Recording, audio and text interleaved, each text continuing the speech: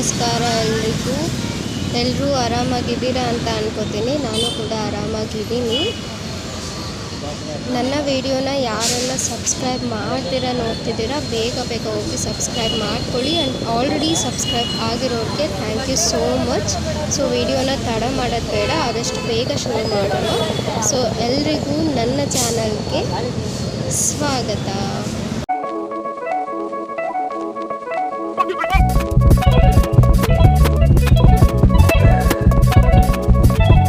ಇವತ್ತಿನ ವ್ಲಾಗ್ ಏನಪ್ಪ ಅಂತ ಅಂದರೆ, ನಾವು ಹೋಗ್ತಾ ಇದ್ದೀವಿ ಘಾಟಿ ಸುಬ್ರಹ್ಮಣ್ಯ ದೇವಸ್ಥಾನಕ್ಕೆ. ಸೊ ನಮ್ಮ ಜೊತೆ ನೀವು ದೇವಸ್ಥಾನಕ್ಕೆ ಬನ್ನಿ, ದೇವರ ದರ್ಶನ ಪಡೆಯಿರಿ. ದೇವರು ಎಲ್ಲರಿಗೂ ಒಳ್ಳೆಯದನ್ನು ಮಾಡಲಿ ಅಂತ ಹೇಳ್ತಾ ಈ ವಿಡಿಯೋನ ಮುಂದುವರಿಸ್ತೇನೆ. ಏನಂದರೆ, ಈ ಪ್ಲೇಸ್ನ ನಾನು ಆಲ್ರೆಡಿ ಲಾಸ್ಟ್ ವೀಡಿಯೋದಲ್ಲಿ ನಾನು ಆ್ಯಕ್ಚುಲಿ ತೋರಿಸಿದ್ದೀನಿ. ಯಾಕೆ ಮತ್ತು ಈ ಪ್ಲೇಸ್ ಅಂತ ಅಂದರೆ, ನಾವು ಇಲ್ಲಿಗೆ ಬಂದೆ, ಇಲ್ಲಿಂದ ದೊಡ್ಡಬಳ್ಳಾಪುರಕ್ಕೆ ಹೋಗೋದು. ಮಾರ್ಕೆಟ್ಟು ಇಲ್ಲ ಮೆಜೆಸ್ಟಿಕ್ ಹೋದರೆ ಬರೀ BMTC ಬಸ್ಸಸ್ ಮಾತ್ರ ಸಿಗುತ್ತೆ. BMTCಲಿ ಹೋದರೆ ಅವ್ನು ಎವ್ರಿ ಸ್ಟಾಪ್ ಕೊಟ್ಕೊಂಡು ನಿಧಾನಕ್ಕೆ ಹೋಗ್ತಾನೆ. ಸೊ ಹಾಗಾಗಿ ಮೈಸೂರು ಬ್ಯಾಂಕ್ ಹತ್ರ ಬಂದು, ಮೈಸೂರು ಬ್ಯಾಂಕಿಂದ ನಮಗೆ KSRTC ಸಿಗುತ್ತೆ. ಸೊ ಇದರಿಂದ ನಾವು ದೊಡ್ಡಬಳ್ಳಾಪುರ ರೀಚ್ ಆಗ್ತೀವಿ. ಸೊ ಅಲ್ಲಿಂದ ಮತ್ತೆ ಬಸ್ಸಸ್ಸು ಟೈಮಿಂಗ್ ಇದೆ, ಆದರೆ ಬಸ್ಸಲ್ಲಿ ಇಲ್ಲ ಆಟೋ ಸಿಗುತ್ತೆ, ಆಟೋದಲ್ಲಿ ಹೋಗೋಣ. ಸೊ ಬನ್ನಿ ಹೋಗೋಣ. ಲಾಸ್ಟ್ ಟೈಮ್ ಥರ ಈ ಟೈಮ್ ಇಲ್ಲ, ಬಸ್ಸಸ್ 3 ಬಸ್ ಆಲ್ರೆಡಿ ನಿಂತಿದೆ. ಸೊ ಬೇಗ ಹತ್ಕೊಳ್ಳೋಣ, ಬೇಗ ರೀಚ್ ಆಗೋಣ. ನಾವು ಅಲ್ಲಿಂದ ಬಸ್ ಹತ್ಕೊಂಡು ಹೋದ್ವಿ ದೊಡ್ಡಬಳ್ಳಾಪುರಕ್ಕೆ.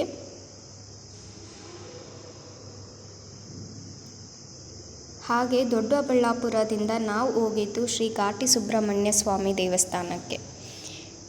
ಈ ದೇವಸ್ಥಾನದ ಬಗ್ಗೆ ಹೇಳೋದಾದರೆ, ನಾಗರಾಧನೆಯ ಪ್ರಮುಖ ದೇವಸ್ಥಾನಗಳಲ್ಲಿ ಇದು ಕೂಡ ಒಂದು. ಹಾಗೆಯೇ ಈ ದೇವಸ್ಥಾನವು ಮಧ್ಯ ಸುಬ್ರಹ್ಮಣ್ಯ ಎಂದೇ ಪ್ರಸಿದ್ಧವಾಗಿದೆ. ಮತ್ತು ಈ ದೇವಸ್ಥಾನವು ಸುಮಾರು 600 ವರ್ಷಗಳ ಹಿಂದೆ ಬಳ್ಳಾರಿ ಜಿಲ್ಲೆಯ ಸೊಂಡೂರು ಸಂಸ್ಥಾನದ ಗೋರ್ಪಡೆ ಮಹಾರಾಜ ವಂಶಸ್ಥರು ಅಭಿವೃದ್ಧಿಪಡಿಸಿದ್ದಾರೆ ಎಂದು ನಂಬಲಾಗಿದೆ. ಈ ದೇವಸ್ಥಾನದ ವಿಶೇಷತೆ ಏನೆಂದರೆ, ಗರ್ಭಗುಡಿಯಲ್ಲಿ ನೀವು ಹೋದಾಗ ಮುಂಭಾಗದಲ್ಲಿ ನಿಮಗೆ ಸರ್ಪರೂಪಿ ಸುಬ್ರಹ್ಮಣ್ಯ ಸ್ವಾಮಿ ದರ್ಶನವಾದರೆ, ಹಿಂಬದಿಯ ಕನ್ನಡಿಯಲ್ಲಿ ನಿಮಗೆ ಶ್ರೀ ಲಕ್ಷ್ಮೀ ನರಸಿಂಹ ಸ್ವಾಮಿಯ ದರ್ಶನವಾಗುತ್ತದೆ. ಏಕಶಿಲೆಯಲ್ಲಿ ಸುಬ್ರಹ್ಮಣ್ಯ ಹಾಗೂ ಲಕ್ಷ್ಮೀ ನರಸಿಂಹ ಸ್ವಾಮಿ ರೂಪುಗೊಂಡಿರುವುದು ಅತ್ಯಂತ ವಿರಳ ಮತ್ತು ಆಕರ್ಷಣೀಯವಾಗಿದೆ. ಹಾಗೆಯೇ ಸುಮಾರು 1000 ವರ್ಷಗಳ ಇತಿಹಾಸವೂ ಕೂಡ ಈ ದೇವಸ್ಥಾನಕ್ಕೆ ಇದೆ.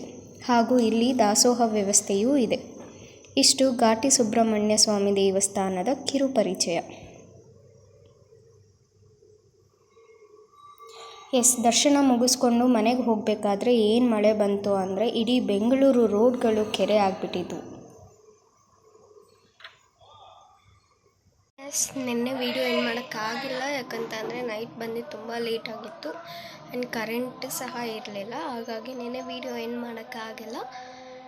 ನಿಮಗೆ ಈ ವಿಡಿಯೋ ಇಷ್ಟ ಆಗಿದರೆ ಒಂದು ಲೈಕ್ ಮಾಡಿ, ಕಮೆಂಟ್ ಮಾಡಿ, ಹಾಗೆ ಶೇರ್ ಮಾಡಿ, ಮತ್ತು ನನ್ನ ಚಾನಲ್ಗೆ ಸಬ್ಸ್ಕ್ರೈಬ್ ಮಾಡ್ಕೊಳ್ಳಿ.